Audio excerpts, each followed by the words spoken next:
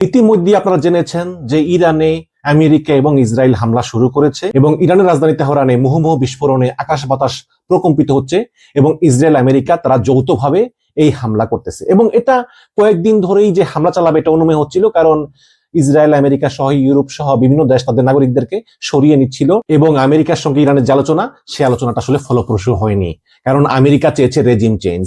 আমেরিকার কথাই হচ্ছে একটা, যে আয়াতুল্লাহ আলী খামিনি ক্ষমতায় থাকতে পারবে না, তাকে সরে যেতে হবে। তার মানে হচ্ছে তাহলে ক্ষমতায় আসবে সেই বিশ্বাসঘাতক যাদেরকে সরিয়ে দেওয়া হয়েছিল, সেই রেজা শাহ পাহলভির ছেলে, সেই পলাতক পাহলভির ছেলে, এখনো সে পলাতক আছে। তারা আবার উড়ে এসে তারা ইরান দখল করবে এবং এটাই চাচ্ছে ইসরায়েল এবং আমেরিকা।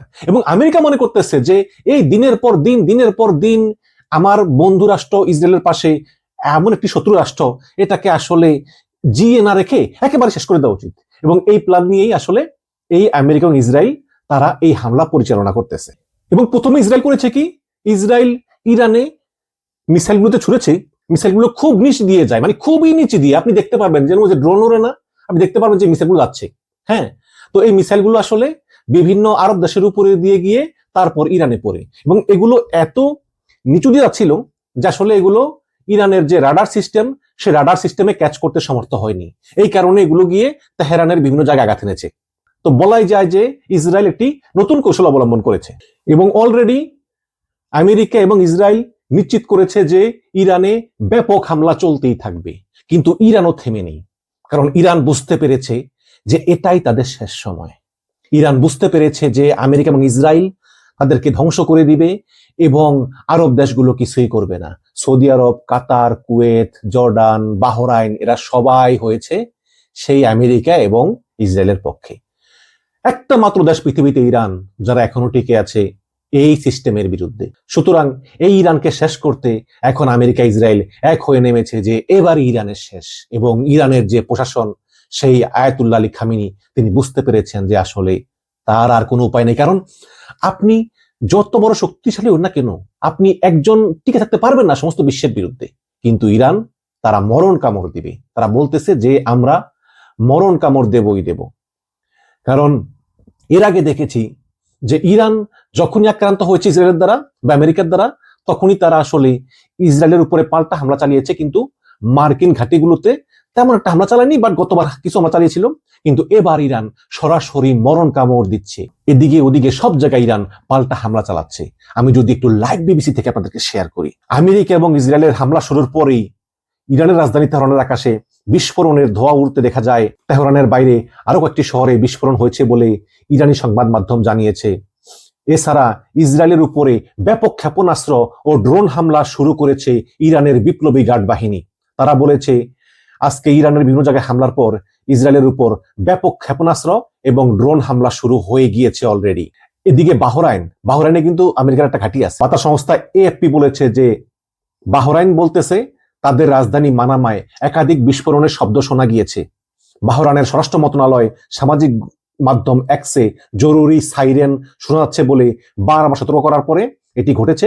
তবে জনসাধারণকে শান্ত এবং নিরাপদ স্থানে চলে যাওয়ার অনুরোধ করেছে। এর আগে ইসরায়েলের উপর ব্যাপক ক্ষেপণাস্ত্র এবং ড্রোন হামলা শুরু হয়েছে বলে জানিয়েছে ইরানি বিপ্লবী গার্ড বাহিনী। এবং রাষ্ট্রায়ত্ত বাহরাইন নিউজ এজেন্সিকে উদ্ধৃত করে দেশটির ন্যাশনাল কমিউনিকেশন সেন্টার জানিয়েছে যে বাহরাইনে অবস্থিত মার্কিন নৌবাহিনীর ৫ম নৌবহরের সার্ভিস সেন্টার ক্ষেপণাস্ত্র হামলার শিকার হয়েছে। তবে কারা সেই হামলা করেছে সেই সম্পর্কে কিছু বলা হয়নি। এই বিষয়ে পরে বিস্তারিত জানানো হবে বলেছেন। আপনারা জানেন যে এই বাহরাইনেই মার্কিন নৌবাহিনীর ৫ম নৌবহরের সদর দপ্তর অবস্থিত। পারস্য উপসাগর, লোহিত সাগর, আরব সাগর এবং ভারত মহাসাগরের কিছু অংশ জুড়ে এই নৌবহর কাজ করে। তবে আমেরিকার দিক থেকে কোনো মন্তব্য আসেনি। বাহরাইনে ক্ষেপণাস্ত্র এবং ড্রোন হামলায় মার্কিন দূতাবাসী নাগরিকদের নিরাপদ আশ্রয় চলে যাওয়ার পরামর্শ দেওয়া হয়েছে। এদিকে ইরানের ফার্স নিউজ বলতেছে যে উপসাগরীয় অঞ্চল জুড়ে কয়েকটি মার্কিন সামরিক ঘাঁটিতে ইরান ক্ষেপণাস্ত্র হামলা চালিয়েছে। খবরে বলা হয় যে যেসব ঘাঁটিকে লক্ষ্যবস্তু করা হয়েছে তার মধ্যে কাতারের আল উমেইদ মার্কিন বিমান ঘাঁটি, কুয়েতের আল সালেম মার্কিন বিমান ঘাঁটি, সংযুক্ত আরব আমিরাতের আল ধারফা মার্কিন বিমান ঘাঁটি এবং বাহরাইনে যুক্তরাষ্ট্রের ৫ম নৌবহরের সদর দপ্তর, যেটা একটু আগে আমি বললাম। তবে এসব হামলা ও ক্ষতির বিষয়ে বিস্তারিত জানা যায়নি। এদিকে কাতারের রাজধানী দোহায় বড় বিস্ফোরণের খবর পাওয়া গিয়েছে, ধোঁয়ার কুণ্ডলি উঠতেছে। বিবিসি আরবি সার্ভিস জানিয়েছে যে ইরানের ক্ষেপণাস্ত্র প্রতিরোধ বা ইন্টারসেপ্ট করার সময় এই শব্দ শোনা গিয়েছে। এদিকে এই পাল্টাপাল্টি হামলায় বিশ্বের বিভিন্ন বড় বড় এয়ারলাইন্সগুলো তাদের সব ফ্লাইটগুলো বাতিল করেছে, অথবা অনেক ফ্লাইট ঘুরপথে পরিচালিত হচ্ছে। ইরানের পররাষ্ট্র মন্ত্রণালয় বলতেছে যে আমরা আমাদের সশস্ত্র বাহিনী সর্বশক্তি দিয়ে আমরা এই আগ্রাসনের জবাব দিব, ইরান মাথা নত করবে না। বিবিসিতে বলা হয়েছে যে ইরানে হামলা এমন এক সময় চালানো হয়েছে যখন আমরা আবারও আন্তর্জাতিক ব্যবস্থা ও বিশ্বের সব দেশের সঙ্গে আলোচনায় বসতেছিলাম যে ইরানি জাতি বৈধ প্রমাণ করার জন্য, কিন্তু তারা আমাদেরকে অন্যভাবে হামলা করেছে। আমরা ইরানি ইসলামী রিপাবলিক, আমাদের সশস্ত্র বাহিনী এই আগ্রাসীদের কর্তৃত্বের সঙ্গে জবাব দিবে। ওদিকে কাতারের রাজধানী দোহা, একটু আগে বললাম যে বিস্ফোরণ এবং বিমান হামলার সতর্কতা সংকেত দেখা যাচ্ছে। কাতারের প্রতিরক্ষা মন্ত্রণালয় জানিয়েছে যে তারা তাদের দেশের ভূখণ্ড লক্ষ্য করে চালানো একাধিক হামলা সফলভাবে প্রতিহত করেছে। তার মানে হচ্ছে যে ইরান ক্ষেপণাস্ত্র মারছে, কাতার এটা প্রতিহত করেছে, বা কিছু আবার জায়গায়ও পড়তে পারে।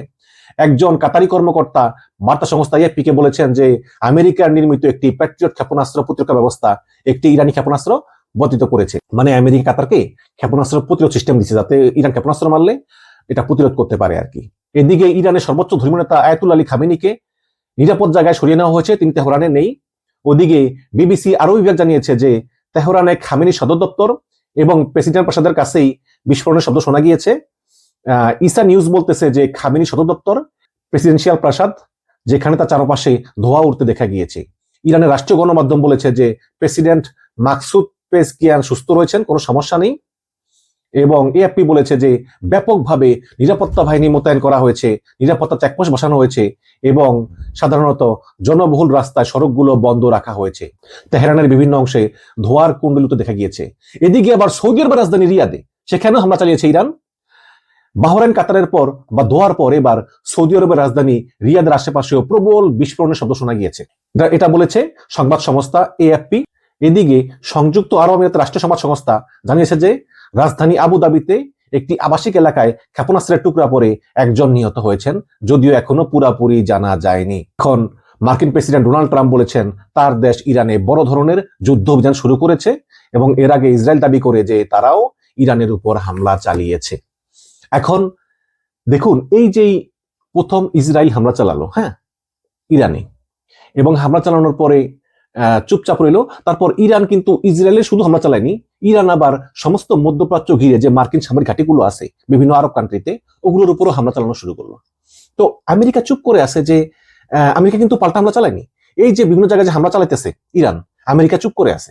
আমেরিকা কিন্তু ওই চুপ ঘাঁটিগুলোতে হামলা চালালো, আমেরিকা কোনো পাল্টা ব্যবস্থা নেয়নি। কেন নেয়নি? কারণ আমেরিকা সময় নিচ্ছে। সময় নিচ্ছে কি কারণে? সময় নিচ্ছে তাদের দেশের মানুষের মনে এই হামলার বৈধতা উৎপাদনের জন্য। কারণ রিসেন্ট জরিপে দেখা গেছে যে 75% আমেরিকার মানুষ যুদ্ধ চায় না, তারা চায় না আমেরিকা কোনো যুদ্ধে জড়াক। কাজেই এই আমেরিকার মানুষের মনে এই যুদ্ধের যে বৈধতা, যে দেখো ইরান পর্যায়ক্রমে আমাদের ঘাঁটিগুলোতে হামলা করতেছে, ইরান আমাদের বাহরাইনে, সৌদি আরবে, কাতারে, ওমানে সব জায়গায় তারা হামলা করতেছে, কাজে আমাদের আর কোনো উপায় নেই।